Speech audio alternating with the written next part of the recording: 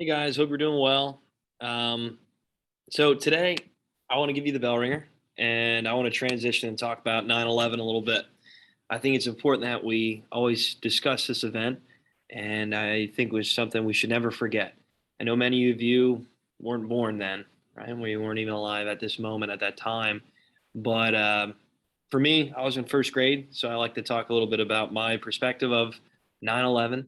And then I have a short video for you that I'd like you to watch. It's about the red bandana and the story of the red bandana at 9/11. So it's very motivational, it's impactful.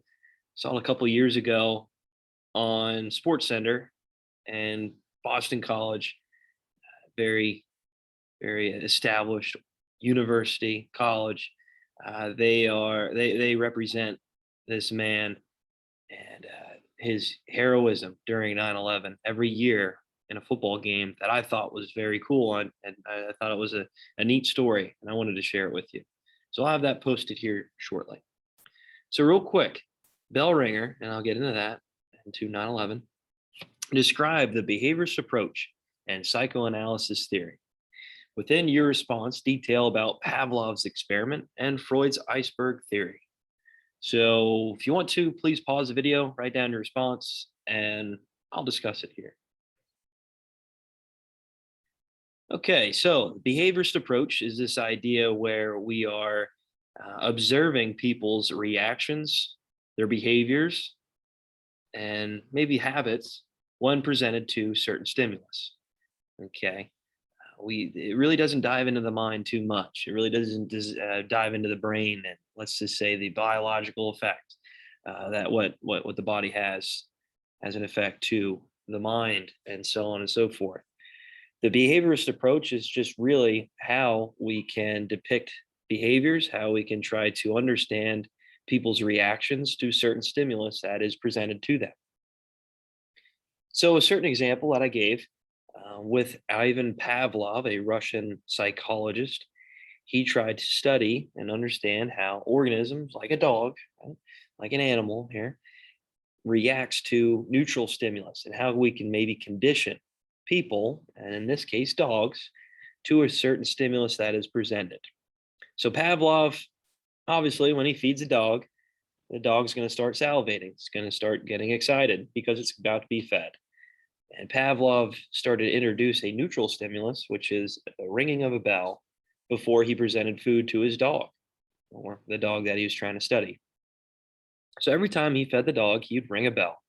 And once he rang the bell, he'd present the food to the dog. He'd do this over and over and over and over again to a point when he would ring the bell and the dog would start salivating. The dog recognized that the bell meant he was getting fed. So he noted down that we can maybe condition animals, even people, to understand, let's just say, a stimulus, a condition where even though it's not in the case of getting food, right? The bell obviously doesn't give you the food, but with the bell, the dog recognizes once he hears that bell, he knows he's going to get fed. And this goes along with many of you running down the hallways during lunch period. Once you hear the bell in the school, you know it's time to, around lunch, you know it's time to run down the hallway, try to beat everybody you can to get your lunch. And it resembles well with that example.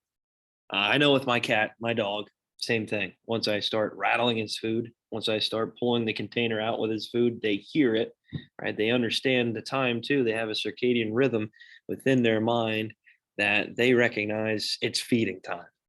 So Pavlov introduced the idea of conditioning, okay, and how people, animals can be conditioned on a neutral stimulus, which is obviously very interesting. I always like talking about that study.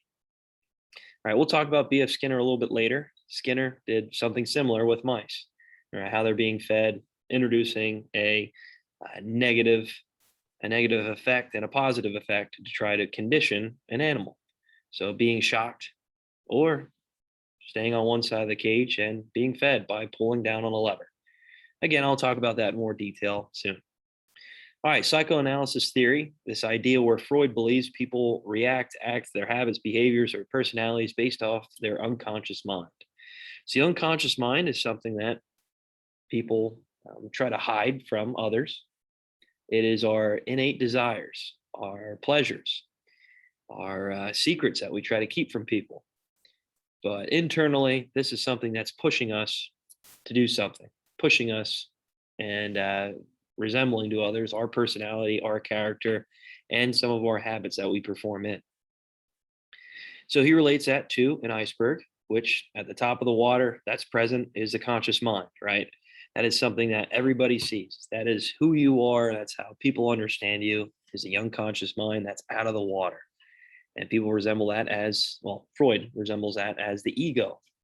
Okay. The ego is just what you're presenting to people. Okay. What is your character? What is your current personality? All right. So that is one part of his iceberg method. The conscious mind, it's out of the water. Everybody can see what the conscious mind is. It's what you're thinking of at the current time, what you're understanding, what your character, your personality is. Then you have the superego, which is part in the water, part out of the water, because we can withdraw that information quickly. Right? It's just underneath the level of the water. That's how he describes them. So the superego is like the angel on your shoulder. It's good moral characteristics, right? It is something that we want to try to live up to. It is a admiration in a way, right? It's something that we're trying to live up to, this legacy or this ideal person. Do we present that all the time? No, no, we do not. Okay, whether it's stressors, whether it's anxiety, okay, whatever it might be, we don't always show that good moral characteristic. It is what it is. But with the superego, like I mentioned, it's part out of the water because we can withdraw this information pretty quick, pretty fast. And part of it's under the water, not very far though, not too deep under the water because it's something we can withdraw information pretty quickly. Like I mentioned the other day, it's like with a question: 2 plus 2. Everybody knows it's 4. At the time, no one was really thinking that question would be asked, but you can withdraw that information pretty quick, pretty fast. It really takes no time. And finally, the unconscious mind deep under the water. This is something we try to hide from everybody. So it's way deep down underwater, under the present view. And this is the id. Okay. Many people say the ID. And this is the pleasure seeking principle. This is our secrets, our pleasures, our innate desires that we try to hide from everybody. And Freud believes that this is something that actually pushes out of the water and presents itself and guides us in our objectives and what we are trying to establish, so on and so forth. So with the id, the unconscious mind, okay, again, we don't consciously think about it, but it's actually driving our personality, driving our behavior, driving who we are. And it's deep under the water because we try to hide this from everybody. Is it there? Yeah. To our closest friends and partners and people that we're in relationships with know some of these innate desires, secrets. Yeah, they do. But you don't show that to everybody. All right, I hope that makes sense. So now real quick, I want to talk about 9/11. Again, 9/11's tomorrow, right? Saturday. So I want to talk about it today. And it's something that we should never forget. So we know the planes obviously crashing into the Twin Towers, World Trade Centers, and the Pentagon. And one plane actually landed out in Western Pennsylvania, out in a farm field. It was directed towards the White House. That's what people believe. But the people on the plane kind of knew that, this plane is a little off track. They realized that these were terrorists that were taking control of the plane. And the people in the plane obviously knew what was going on. They attacked the pilots, terrorists that were holding the plane, and it went down in Western Pennsylvania. So around 3,000 people died in this event, this one day alone. And this caused fear, paranoia all across the United States. Okay, this was something that was very scary. For so many years, the oceans protect us from any type of rival, any type of opponent of ours. Okay, the only event that maybe people recognize at that moment, at that time, was Pearl Harbor in 1941. And we all know with Hawaii, it was a territory at that time in 1941. And it was way out in the middle of the Pacific Ocean. Many people really couldn't draw connections to it. Obviously, the Japanese attacked us. We had to get involved in warfare, right? We're just not going to let that happen. Okay. And with 9/11, this wasn't really a country, right? This wasn't a said country that was attacking us. This was a terrorist organization. And it just showed how vulnerable we really are, right? These attacks could happen at any moment, at any time. And especially with 9/11, okay, again, this pushed a lot of fear into people's minds. Many people were afraid to fly on airplanes, that this could happen again.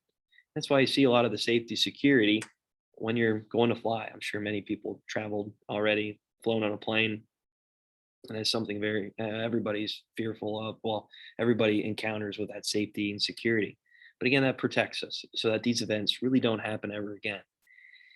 But furthermore, I with 9/11, with this terrorist organizations, forming, it just showed that the United States was vulnerable, that we could take an attack at any moment, at any time. And I know I mentioned this before with current events last week with Afghanistan. The real reason we were there is trying to obviously dismantle and eliminate these terrorist organizations from forming and grouping together and trying to eliminate events like 9/11 from happening ever again. And like I mentioned, it's very, very unfortunate event, but it just really opens the minds that, you know what, even though we're the strongest power in the world, the country in the world, we're the only superpower in the world, we still can receive attacks like 9/11, like these things. And I want to share a video with you. Okay. I want you guys to check that out. You'll see it underneath this video, this lesson in on my page, okay, for today. And I want you to check that out. It's on the red bandana. It's a very motivational story, inspirational story of heroism. A person that really did everything he could to try to save as many people from the World Trade Centers. And Boston College, uh, their football team recognizes this man every single year with the red bandana game. And really, they're unstoppable whenever they wear these uniforms. It's something that many people get behind and support and love about Boston College. So it's an interesting story. I want you guys to check that out. Like I mentioned before, many of you maybe weren't even born, weren't even alive at this moment. I was in first grade, and it's a flashbulb memory for me. We'll talk about flashbulb memories in this class here soon enough, but it's something that you'll never forget. Even though how young you were, you knew what you were wearing, you know what you were doing, you knew where you were at, and what happened. Half the time, I don't even remember what I ate for breakfast. But with 9/11, I was in first grade. I was wearing a Batman T-shirt, I remember, and I just remember my teachers crying and a couple teachers coming to the door. We didn't have TVs, we didn't have social media at that time to keep us all connected. So everybody was confused. No one knew what was going on and what was happening. And I always walked home because I lived pretty close to the elementary school. So I stayed there in the school with some of the teachers, and I went down to the office where there was a TV, not a flat screen, one of those big, thick TVs that mounted on the wall. And I remember everybody just gathering around the TV crying, a lot of my teachers, and it was just weird for me. I didn't understand what was going on. I was young. I was too young to understand and to really get what was happening. So with that being said, I went home after school, obviously once the buses left, and same thing. My my mom owned a hair salon at home, and many of the individuals that were getting their haircut were crying, and I had no clue what was happening. I just wanted to go try to turn on the cartoons, and every channel was directed towards what was happening 9/11. But there's many stories about heroism during this time, and I think we need to remember that in these times of turmoil, times of need and confusion. I think it's important that we recognize when the country can come together and when we can unite and put many of our conflicts and issues, especially with political parties, to the side and realize, you know what, we need to try to unite. We need to try to come together during these times. All right, so please post your bell ringers on to attach your bell ringers to the assignment. That will be due at midnight tonight. And also check out those videos. Check out the red bandana with 9/11. I have that posted on my page for 9/10 video lesson. Check that out, please. All right, guys, take care. Have a great weekend. Hope you're all doing well.